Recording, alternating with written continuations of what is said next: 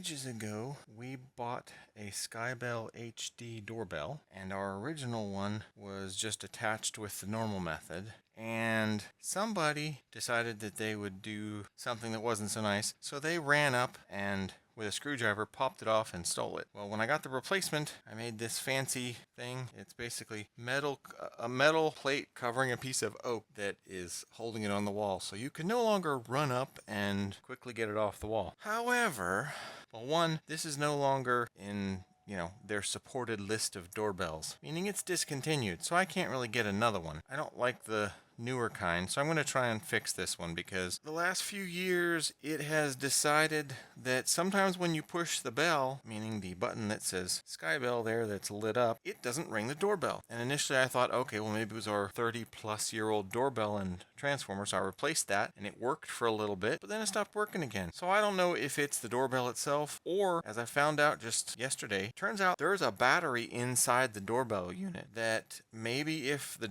battery went bad, that could be the problem. Problem is, I have to take it off the wall in order to test that. As I try and cut all the caulking off on the three sides and then somehow get the screws out that are also full of caulking and then get the frame off and then try and see if the doorbell has stuff. So once I get the frame off, I will be back. Well, it came off. I managed to cut the caulking, had to use a pry bar to pry off the oak thing, and then had to take that little screw there at the bottom out, and then the doorbell came off. So now I get to go look and see if the battery inside is bad or not.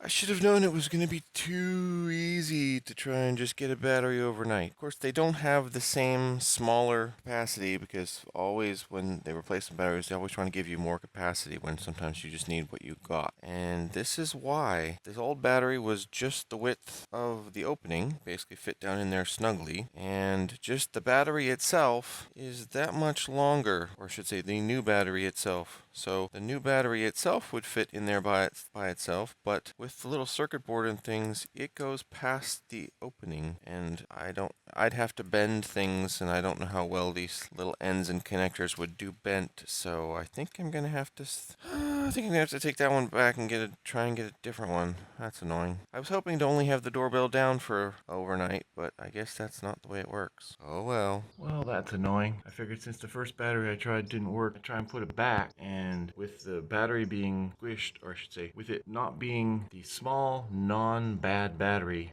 or I should say, not compressed in there because I had the frame compressed, it doesn't go back as far and it's not triggering the power. So it's not working anyway with the old battery, but at least there won't be a hole in the wall till I get something else. Because the battery is sticking out, you have to push it in to get it to hit the power contacts. Isn't working right. So I think I'm gonna have to get a completely new system because one, this little sensor thing is broken. Two, it's sticking out and it's not reliable. So you can see there, it's not. I have to get something else. Thanks Skybell for so many years of useful service, but you are no longer useful, unfortunately. So I decided to get a Google Nest doorbell as a replacement. I had to add a new piece of wood, but that seemed to work fine. And then I decided to try a test thing to see if I could get the old one to work in the garage. So this is me setting up the crazy test. It's all electrically valid. It was just annoying because it's lots of pieces and I wasn't sure how it was going to work. But I did eventually get it to work. But then I realized the wires were too big. So I had to take all that back apart and get smaller wire that luckily I had on the shelf from the 80s. And it turned on and it worked. So that's cool. It even shows video.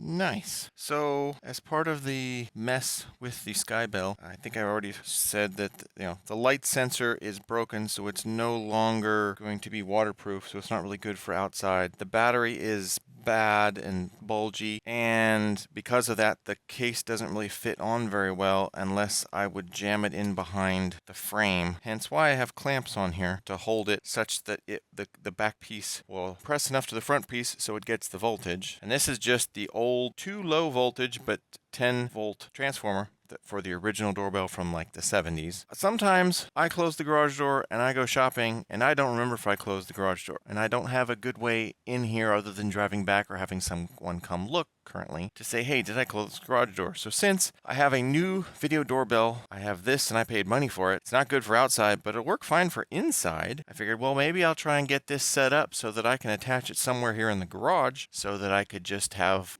some sort of monitor in the garage and be able to connect from my phone, because you can connect into this remotely and view things, as I tried to show on the end of that video. I don't know if it showed up. So you could see, hey, I connected in and the garage door is open or closed, or, that sort of thing. It would also let me check, did I turn the lights out? Is stuff still on?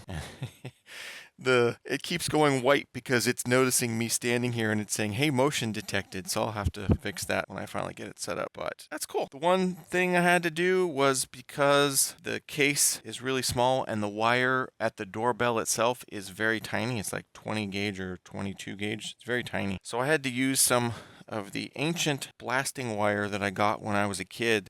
My grandparents lived near a strip mine, and when they were doing blasting and stuff, they would just have all sorts of extra wire laying around afterwards. And of course, being a kid, you pick up stuff. So I have this from like the early 80s, I think. Works fine. There was nothing wrong with it. It was just, extra. So keep things from the 80s to 2024, and suddenly you have a use for some of it. That's awesome. This is cool. So now the one thing I have to decide is, do I want to get a proper voltage for this? Because this is supposed to have more voltage than 10. I think that may have been what caused the battery to eventually have problems. That, plus it was 7 years old and those batteries were only good for 3 to 5 years. But I may want to get a different transformer set up, like a newer one, such that it has proper voltage. Since I had this one as just sitting around scrap, I figured, all right, for testing things before I buy more stuff, just see if this works, because this worked for years before I realized that this was too low of a voltage. Powers it up and it does its thing, so that's very cool. So now I have to figure out a more permanent setup, because obviously this is too much of a hack for me to even use. It's all properly electrically, connected, so for testing, it's just fine. But very cool. So now I got to go get a better transformer and then figure out a more permanent setup for this. So now that I know it's going to work, I'm going to try and make something that will work a little bit better. Digging through my electrical stash, I found that double wide box, and as you saw, I took a cord off of an old power strip because I needed something that plugs in sideways. And that worked. And then I'm just working. I decided to just use the old transformer until it dies, because it worked for so long, and that way I don't have to buy something else. And going through, get it all sorted. Fought for quite a while because I was trying to avoid getting a giant hole right next to the other hole so it didn't blow out. But I ended up having to go bigger, bigger, bigger, and then eventually it fit. I'm trying to use bolts to screw things together, and had certain sizes that was working. And finally got that to work, and then realized I am going to still need, tested and am still going to need that little cover. So that's going to need holes, so I had to figure out where to put that. And didn't realize that it was going to be angled and sideways. And initially I was supposed to have the transformer vertical, and then realized I put it on wrong. I have to have it the other way. So that's fine. It'll still attach, and it works. So that's cool. Turns on, goes through its power cycle, and in its quasi-permanent setup, it does video. So that's what I needed it to do. And hey, you can even see some idiot in the garage waving. Well, it's not pretty, but it was using scraps, and it is self-contained, and it does turn on. I did, because the bulging battery, it's not closing the case completely, so that's why I had to put this front piece back on with the cardboard bits, because that helps hold the case, the front half, back against the power pieces. Otherwise, it has intermittent connection, and intermittent connection is bad for electronics. On or off is okay, but no, that'll fry stuff. I also have a replacement battery that should come today. So there we go. Now we have a hanger to hang it on the wall. That should make it real easy.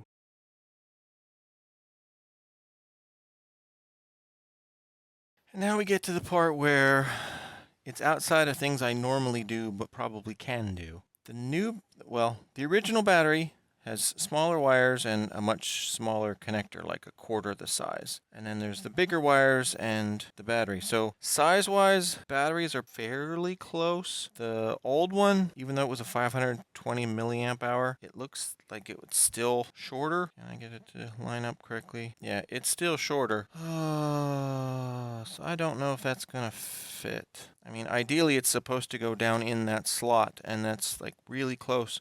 but this side is narrower than this side. This side, if you look, so yeah, the new one is not going to really fit in the case. So I got to decide, do I want to hack this? Because if we don't have this part, well, yeah, I don't think this would work. Yeah, because there's nothing for it to attach to. It has to have this backing on because that's what the screw screws into to hold it in place. You could theoretically cut the wires, solder and tape them, and get it to work that way. But if the battery still barely and or doesn't fit in the slot, I would still have to have some sort of way. Like, I might have to get my Dremel tool and take out the side of the... If I widen the slot, then the new battery would fit for sure. I would still have the issue of getting the connector. So maybe that means I got to go online again. But see, the old one was 520 milliamp hours and the new one is 500. So I don't know if going smaller, I mean, it's still 3.7 volts. The new one says 1.8 watt hours, which I think is related to 500 milliamp hours versus something else. So I don't know. I'll have to see.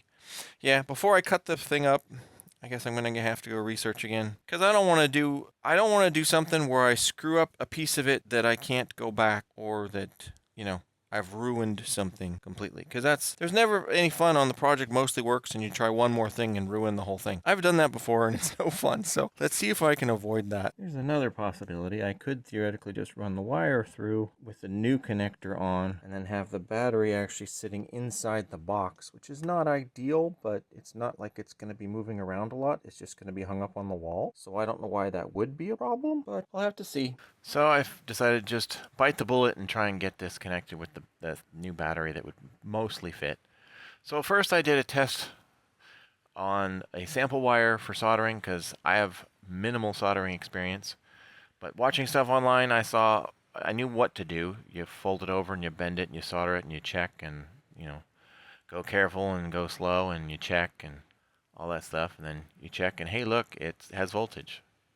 Well, having not done that before, that actually worked out. I did find in the trash bin, I was actually throwing something else out, that had little tiny wires. So I tested on that one first, and that one seemed to work okay. So basically the method with this, I've seen online, I did not come up with it, but I've seen online that people do, is because if you have two wires that are coming into each other, it's very easy to then pull apart unless you fold them over. So if it's folded over, it'll hook. So I folded each side over and hooked it and then folded it down and then soldered the joint. And that's what worked on the test wire, and that's what worked on the other two. So I believe I kept all the polarities the same, and as you saw, I did pull the little leads out and test, and it shows 3.8 volts, which means the battery is fully charged. But again, the only problem I'm going to have next is that battery does not easily fit in this little spot. So I either have to, I still have to decide if I want to just hog out some of the plastic, which might be simpler, or I should say might be better, or I can just have it come up from inside and then come up through. But then if I or someone else takes it apart and pulls the front off, it'll have a chance of ripping the battery wires out. I might try just taking the Dremel and seeing if I can get it to fit in there. Although now the wires are much longer, that may not have enough room to deal. I guess it'll wrap around. I might try the battery through thing first because that means that I don't have to play with extra stuff and I can just be done. But I don't know if that's the best way. If I do it that way, I am going to write on the outside of here, battery on inside case, remove top cover before taking off or something along those lines. Because otherwise, the next time I play with it, it's going to be bad. First, I tried to see if I could get the battery through from the back. That wasn't going to work. So then I just decided, all right, I'm just going to dig a hole, make the case bigger, put it all back together, get it all good, and then we should be good to go. Test it one more time. Hey, we still got video. New battery works. Yay! That actually worked. And I have a bad battery, which I don't care about. Little short end, which I don't care about. And a replaced battery and a Skybell that not only turns on, but is portable and a plug-in model versus a hardwired. And it actually works. I can connect to it from my phone. So the battery replacement was a success. We'll see over time if that continues to work, but at least I didn't break it horribly. So yay, project is done. Well, other than putting it up. And there it's up. So I got it screwed in up there, cord goes up, down, and into one of the outlets that always has power. So that way it'll just stay on. And that way when I check, it'll be able to show me if the garage door is closed. So that's awesome.